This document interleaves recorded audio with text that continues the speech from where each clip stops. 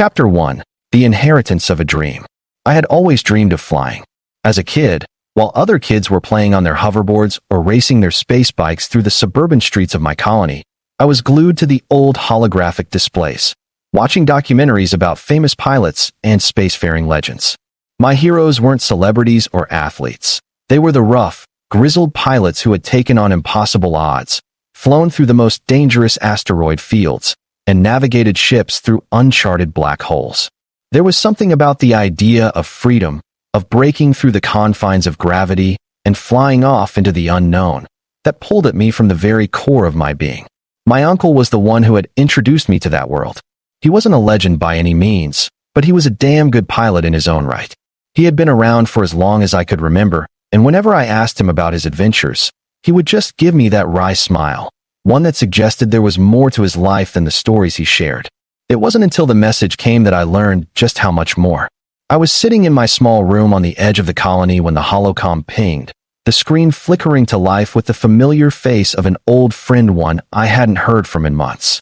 "Jill," the voice said, the words snapping me out of my half-sleeping stupor. "I've got something for you." The words hit me like a freight train.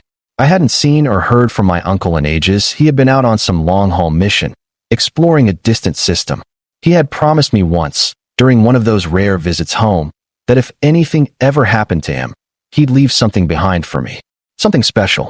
I never thought much of it. Maybe he was just talking about one of his old star maps or his outdated tools. But this was different. There was a cold, professional tone to his voice now, a seriousness that didn't belong in a message about gifts or trinkets. He wasn't joking around. "Your uncle's gone, Jill," the voice continued, its edges sharp and bitter. "He's left you something. I'm afraid there's no easy way to say this, but he's been lost on his last mission. We think it's a wreck, but we haven't been able to recover anything yet.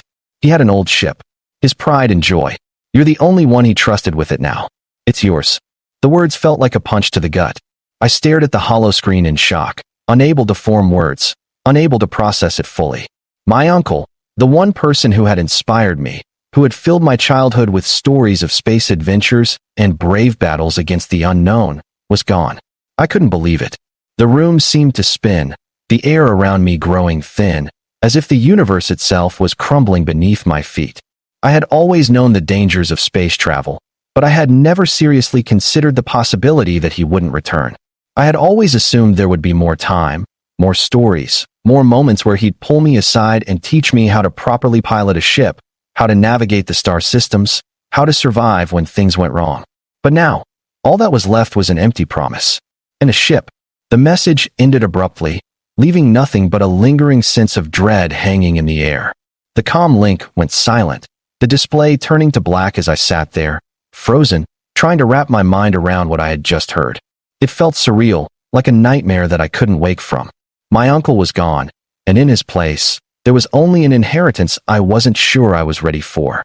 I sat in silence for what felt like hours, staring at the screen as though I expected the message to come back, to somehow reverse itself. But the cold reality settled in as the minutes passed. My uncle's old ship was mine now, whether I was ready for it or not. The possibility of what that meant, of what kind of ship he had left behind, began to creep into my thoughts. What if it was a hunk of junk? What if it was something impractical, outdated? I didn't know enough about ships to even begin to guess. I had only ever dreamed of piloting something like the sleek, high-performance models that populated the upper echelons of the colony's fleet. Something fast, something beautiful. But an inheritance? A wreck? What kind of pilot would I be?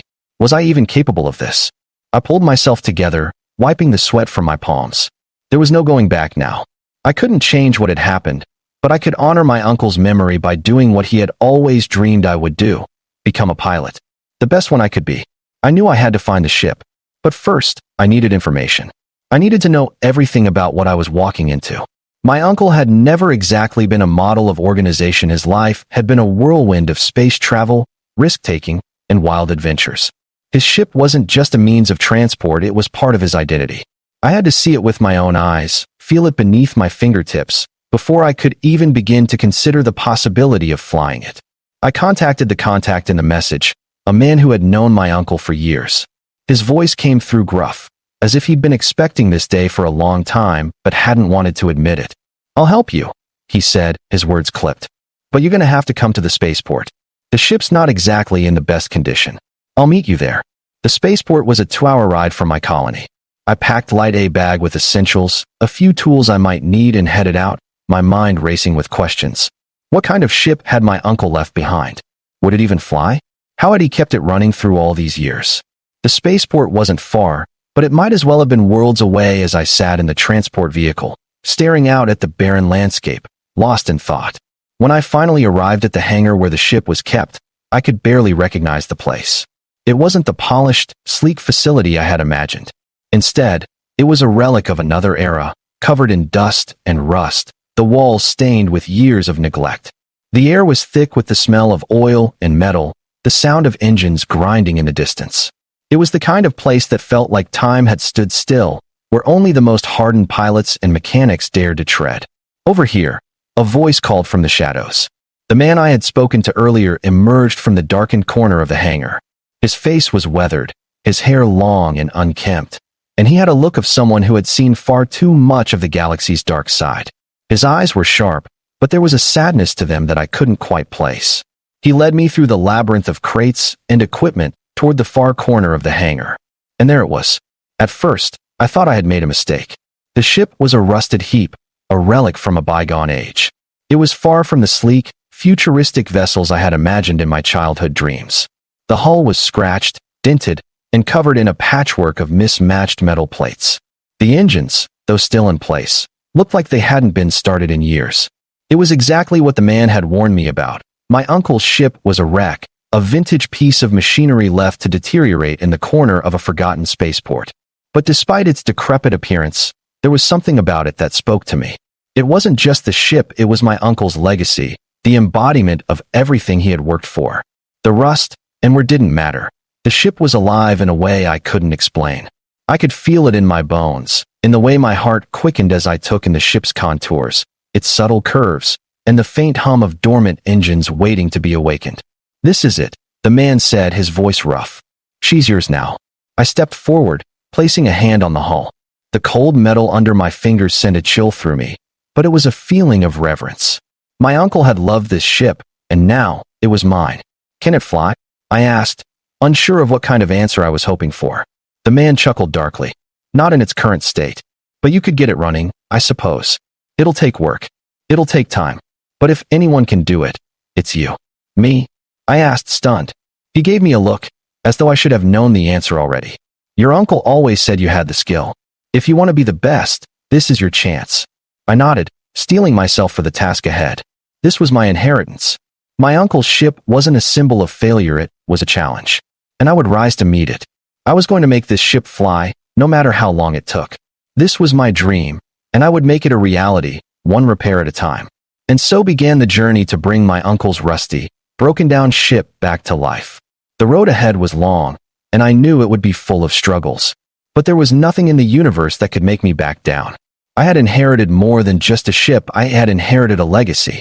And I would see it through, no matter what it took. The first few days after the message hit me like a freight train were filled with confusion, shock, and, surprisingly, a surge of adrenaline that I couldn't shake. I hadn't expected it to feel like this, a blend of grief, excitement, and an overwhelming sense of responsibility. It was my uncle's legacy, his ship, and I was now the one tasked with making it work. But what had he left me? A scrap heap, or something more? The spaceport was old, but it had its charm. There was something about it that felt like a place where old dreams went to die and new ones were born. The hangar was tucked away in a forgotten corner of the facility, hidden behind stacks of old crates and the clutter of maintenance tools that looked like they hadn't been touched in ages. It was the kind of place where the underdogs of the galaxy came to get their hands dirty. The dirt and grease, the smell of metal and oil, made the place feel more real somehow, as if it had seen more of the universe than I ever would in a lifetime of polished ships and pristine equipment. As I stepped closer to the ship, I had to remind myself that this was my inheritance. My uncle's life, his adventures, his entire existence had been poured into this vessel, a ship that had seen its fair share of space battles, uncharted worlds, and dangerous escapes. The hull was battered, covered in a patchwork of repairs that didn't look like they belonged together, each layer of metal an indicator of its rich history. The engines, though old and unresponsive, were still there tucked beneath the dusty, worn-out frame that had endured years of travel. The ship may have been a relic, but to me, it was everything. I walked around it slowly, my fingers brushing against the rusted surface, letting the feel of the ship settle into my skin. There was something strange and comforting about it. The ship seemed alive, not in a way that was rational or even scientifically explainable, but it was almost as if the energy of my uncle's memories lingered inside it. Every dent, every scratch told a story. And somehow, in this moment, I realized that it wasn't just about flying. It was about carrying forward what he had started. She's seen a lot of years, the man who had given me the message said, his voice gruff and tired. But there's still a lot of life left in her. It's just a matter of fixing her up and getting her back on her feet. I nodded, taking in the view of the ship. My eyes lingered on the name etched on the side of the hull, the Stellar Drifter. The name alone sent a wave of nostalgia through me, as I remembered all the stories my uncle had told me about the ship's previous exploit stories that had always seemed too grand, too impossible. But now, standing here, those stories didn't feel so far out of reach. This ship had flown through the galaxy's wildest corners, escaped bounty hunters, and survived brutal encounters with space pirates. It had witnessed some of the most dangerous moments in my uncle's life. And now it was mine.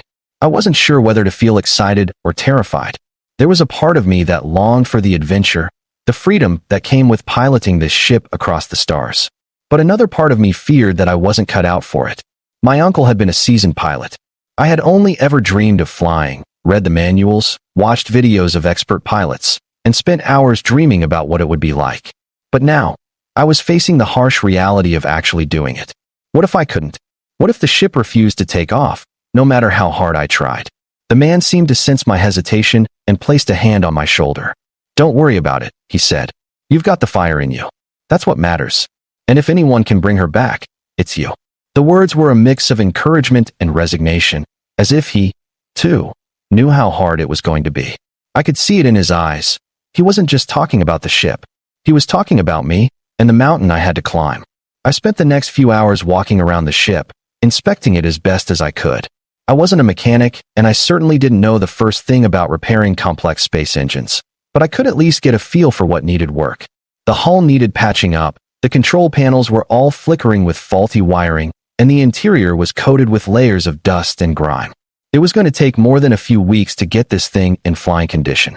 It might take months, and that was only if I could find the right parts. The first night I stayed at the spaceport, the bed in the tiny, dingy room felt less like a bed and more like a place of exile. It was the kind of place where dreams went to wither and die, where the broken souls of the universe found solace in the shadows. But I didn't come here to rest. I didn't come here to hide from my uncle's legacy. I had a purpose now, something to prove, not just to others but to myself. The next morning, I gathered my tools and prepared to take on the challenge. Chapter 2. Turning Rust into Gold. The first task was obvious. Get the Stellar Drifter off the ground. The hull was a mess, the wiring was shot, and the engines? They looked like they hadn't been started in years. But I wasn't about to be deterred by something like that. My uncle had flown this ship, and if he could do it, so could I. It wasn't just about learning how to fly, it was about restoring something that had been neglected, giving it new life. I spent the first few days completely immersed in the ship. There were no distractions, no breaks. I didn't even stop to eat most days. I lived and breathed that ship, my fingers coated in grease, my mind buzzing with possibilities. At first, I wasn't sure where to start. I had a basic understanding of space engines from what my uncle had taught me, but that knowledge was more theoretical than practical. The ship's diagnostics were useless. It was like trying to solve a puzzle with half the pieces missing. Every time I fixed one thing, something else broke.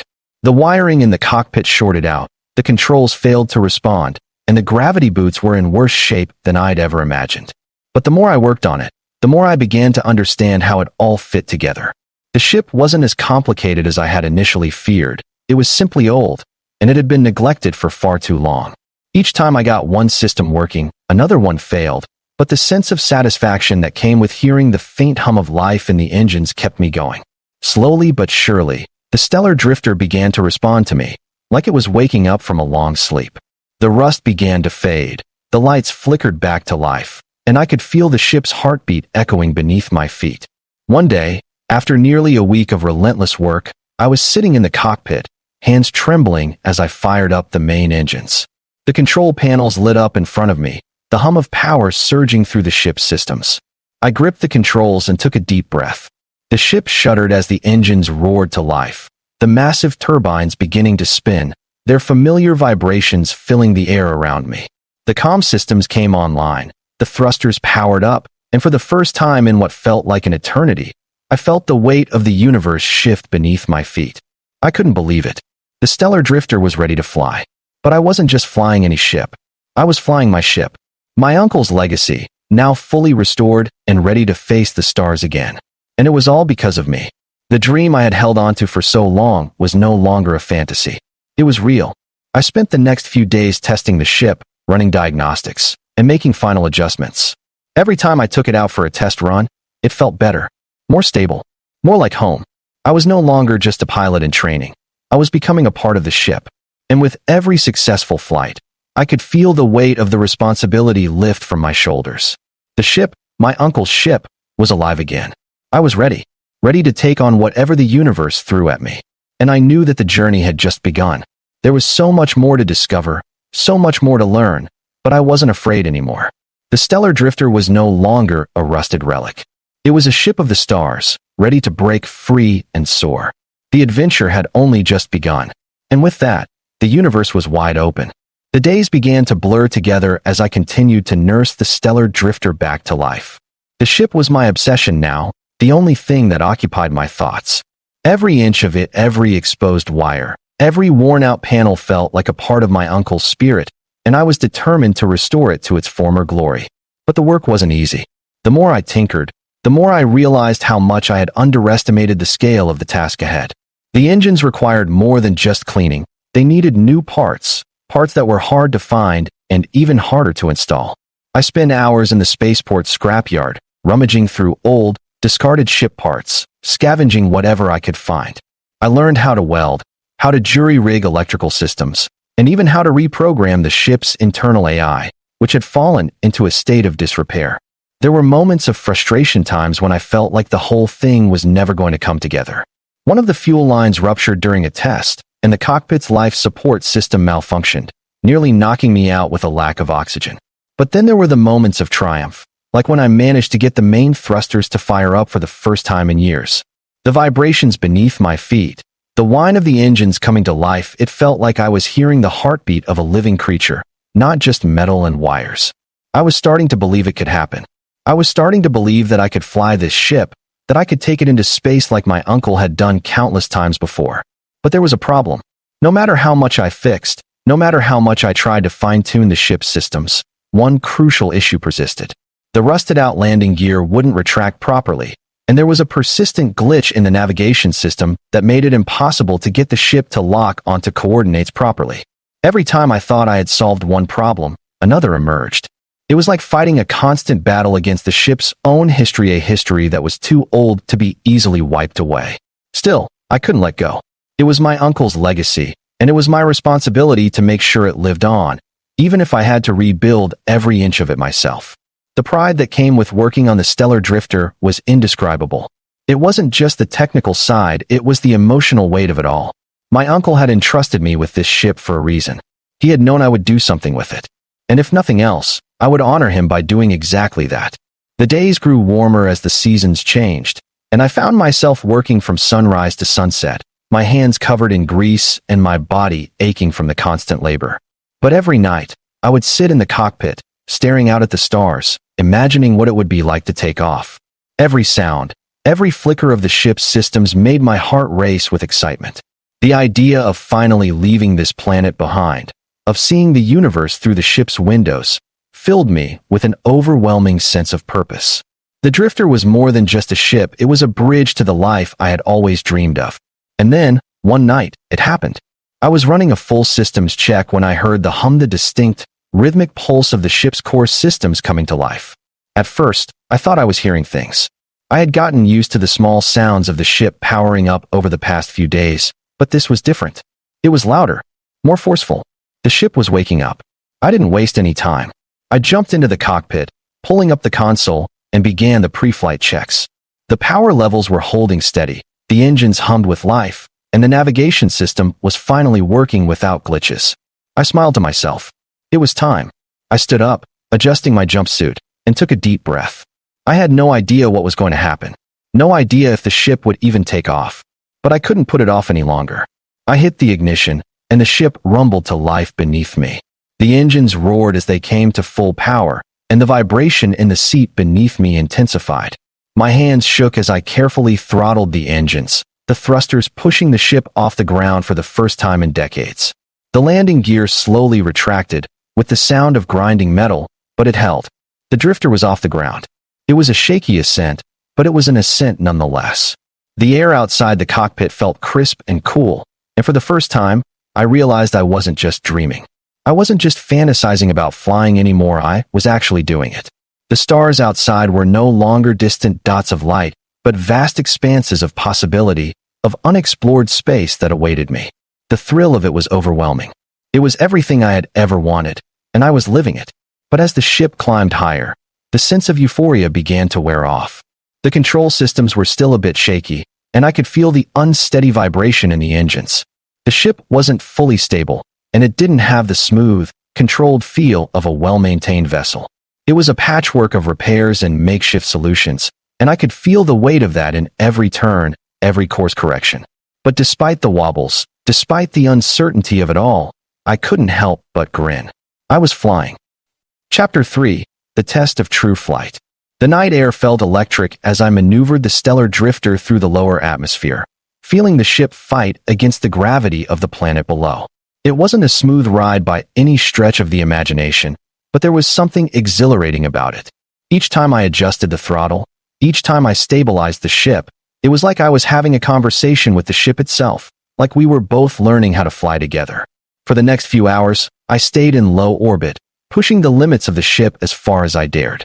I ran tests on the navigation system, trying to lock in a course for a nearby asteroid field, just to see if the ship could handle it. The old ship's sensors flickered intermittently, struggling to maintain stability in the unstable environment of the lower atmosphere. The ship groaned and creaked, but it held together, just as it had for my uncle. As I adjusted the course again, trying to push the ship to its limits, something unexpected happened. A sharp beeping noise filled the cockpit, and a warning light flickered on the dashboard. I frowned, quickly flipping through the diagnostic screens. The ship's outer hull was showing signs of stress. The metal was too old, too weak in some areas. The thrusters were pushing too hard for the aging systems. A crack in the rear fuel line was leaking at an alarming rate. Damn it! I muttered under my breath, taking a deep breath as I assessed the situation. The last thing I needed was a full-blown malfunction in the middle of space. I quickly started recalibrating the power output to the thrusters, cutting back just enough to prevent further strain. I managed to stabilize the ship for the time being, but it was clear that the drifter was still a far cry from being a reliable, fully operational vessel. This wasn't the time for risky stunts. I had to fix the fuel line and make some necessary repairs to the hull before I could seriously consider taking the ship on a proper journey. Reluctantly, I set the ship's course back toward the spaceport. The flight had been a success, in a way, but it had also revealed how much work was left to do. When I landed, I felt a wave of both pride and frustration wash over me. The stellar drifter was no longer just a pile of broken metal. It was a living, breathing ship again. But it wasn't finished yet. There was still so much more to fix, so much more to learn. I spent the next few days focused on repairs. The cracks in the hull were more extensive than I had realized, and the fuel leak required a full replacement of the line. It was a constant cycle of fixing one thing, only to discover something else that needed attention. But with every adjustment, every patch, I could feel the ship becoming more responsive. The systems were aligning, the engines were steadying, and I could feel the weight of the universe lifting off my shoulders with each successful repair. One morning, as I stood outside the ship, admiring the work I'd done, I received another message. This time, it was from the man who had given me the initial contact, the one who had handed over the stellar drifter. "We've got a job for you," the message read. "A delivery. It's not far, but it'll pay well. Think of it as your first real mission. You ready?" My heart raced. This was it. The moment I had been waiting for. I wasn't just flying anymore. I was becoming a pilot, and the adventure was just beginning. The message sat on the screen, the words lighting up in front of me as my fingers hovered over the controls. A delivery. I repeated quietly to myself, feeling the weight of the opportunity settle in. The stellar drifter wasn't perfect. It wasn't even close. But it was mine now, and it was ready for something more than just idle flights around the atmosphere. I had spent days, weeks, learning every inch of the ship, repairing and modifying the systems, breathing life into the vessel that had been left to rot. And now, it was time for its first real test, its first real mission. The excitement that surged through me was almost overwhelming, and for a moment, I could almost forget the creaks and groans of the ship. I could almost forget that the landing gear was still temperamental, that the hull had seen better days, and that the navigation system still occasionally stuttered. The thought of taking on a delivery, of actually piloting this ship on a mission something important fueled me in a way I hadn't anticipated. There was no turning back now. The universe was calling, and I was going to answer. I ran through the diagnostics again, double-checking everything. The fuel lines were patched, the engine running smoother than before, but there was still that nagging feeling of doubt in the back of my mind. Was I really ready for this? Could I trust the ship enough to handle a real mission? But then I remembered my uncle, how he always told me that being a pilot wasn't about perfection. It was about adaptability. It was about trusting yourself, the ship, and your instincts, no matter the odds. And the stellar drifter had made it this far. We'd made it this far. That had to count for something. I activated the comms to respond. "I'm ready," I said, my voice steady but filled with excitement. "Where am I headed?" The reply came quickly. "We've got a cargo drop at the Trilix station. It's a short trip, about 2 hours out from your location. The job's simple, but don't think for a second that we're not watching. First real test, kid. Don't screw it up." I chuckled to myself, the edge of the challenge making my pulse quicken. This was exactly what I needed, something that would push me, something that would prove to me that all the hours spent fixing the ship, all the doubts and frustrations, weren't for nothing. This wasn't just about fixing a broken-down ship. This was about stepping into the shoes of my uncle, about proving I could handle what he had left behind. I set the coordinates for Trilix Station, engaging the engines with the familiar hum beneath me.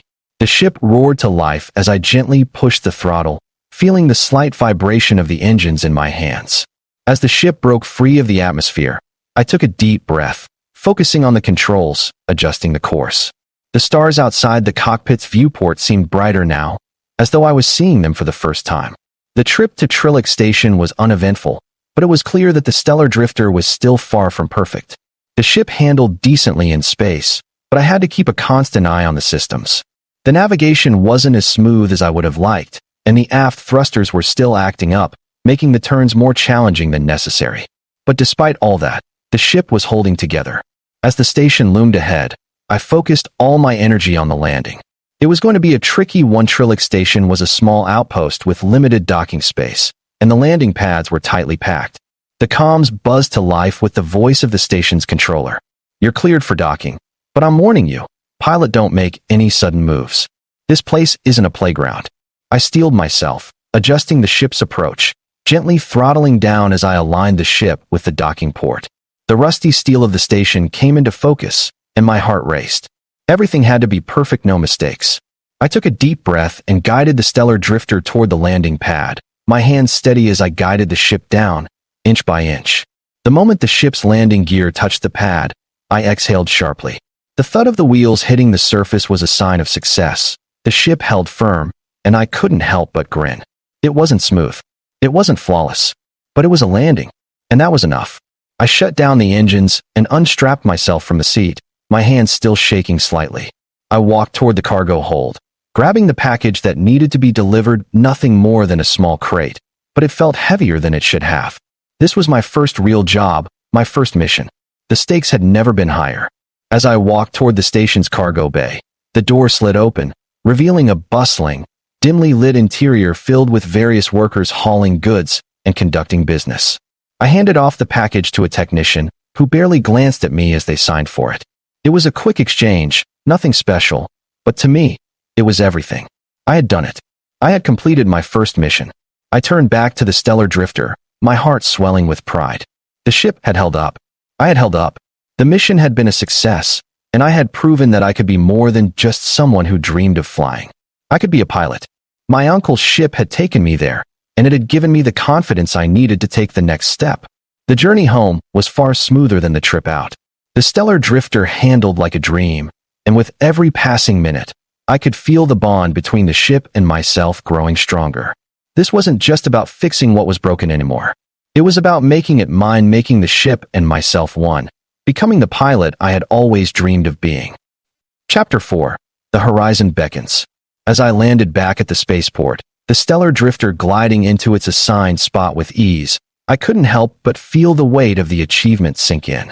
The job was complete, the ship held together, and I had survived my first test as a pilot. I had earned my place in the cockpit, not just as my uncle's heir, but as a pilot in my own right. The rust and the broken systems no longer mattered. The stellar drifter had flown again, and so had I. But there was still a sense of emptiness, a gnawing feeling in my gut. The job was over, and I had completed it. But there was so much more waiting for me. I could feel it in the air, the restless hum of the universe outside the spaceport, urging me to take the next step. I had only begun to scratch the surface. The stars were calling to me, and I couldn't ignore their pull. I walked back into the cockpit, sitting down in the captain's chair with a sense of resolve. I ran my fingers across the controls, feeling the familiar hum of the ship beneath my fingertips. The ship was more than just a means to an end. It was my future, my ticket to a life that I had only ever dreamed of. My uncle's legacy was no longer just a memory. It was a living, breathing reality, and I was ready to take it to places he could only have imagined. The comm system buzzed to life once again, this time with a message from the contact who had given me my first mission. "Good work, kid. You showed promise. There's more work waiting for you. If you're ready, there's always a place for you in the stars." I smiled to myself as I read the message. Ready? I had been ready all along. With a final glance at the cargo bay, I activated the thrusters, watching as the spaceport slowly faded into the distance. The stars ahead were waiting, and this time, I was ready to answer their call. The universe was vast, full of mysteries and adventures, and I was just getting started. As the stellar drifter cut through the atmosphere, the endless expanse of space opened before me. The horizon beckoned, and for the first time in my life, I felt truly alive. The adventure had only just begun.